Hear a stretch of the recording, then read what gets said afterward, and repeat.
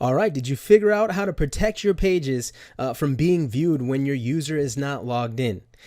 Probably not. It's not. I kind of made it sound a little bit easier than it really was. It's actually only a couple lines of code in each one of our routes. All right, so let me show you on the Mad Libs. Okay, so let's say that a user comes in here. What I want to happen is I want it to check if a user is logged in. If the user's not logged in, I want to redirect them back to the login page. If they are logged in already, then I want it to proceed as is, delivering the content. And here's how you would do that.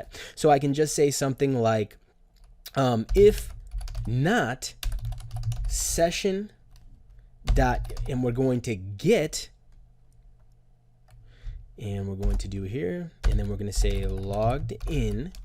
Okay, so basically if it's not logged in, we are going to then, gotta make sure we put our colon on there. We're going to return a redirect. We're just gonna redirect them to log in, okay? And if you remember, that's just redirect.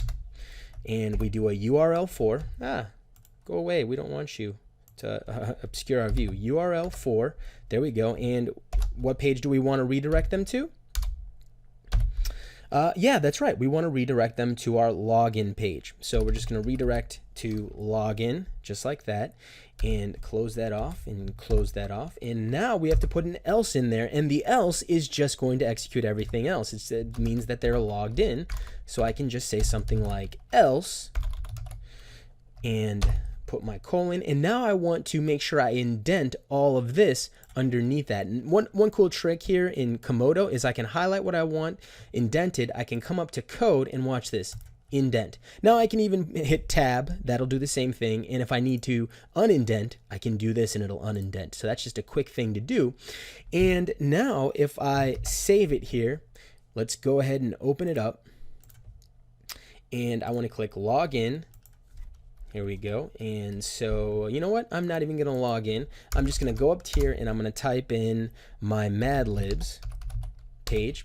And look at that. It redirected me to my sign-in page. So I can't just go. I could even redirect myself back into my login page, to my index page, but no, I want them to be able to sign in to then see that page. So that's all you have to do, and I can do this to each one of these. So in fact, I could copy this whole thing right here, control copy, move down to my pick looper, and I'm just gonna get some room here, and I'm gonna do a control V, and let's indent that.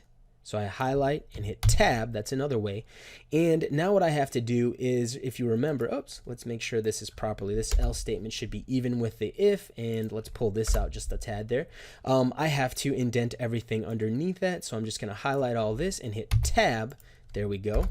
And there we go, now I can save it, and now that is also protected as well. So if I go to my, now that I'm logged out, if I go to my pick looper, it'll redirect me to sign in. But once I sign in, PB Camper, 1, 2, 3, 4, 5, 6, sign in. And now if I go to pick looper, it'll serve it up. There we go. Okay, so, and then my Mad Libs will work as well. And that's it. Now, eventually we'll have to do the same thing to our index page, but currently we don't have to do it just yet. All right, so go ahead, have some fun. Make sure your pages are all secure behind your sign-in wall, I guess you could say. And once you have that, we're gonna move on. All right, I'll see you guys in the next video.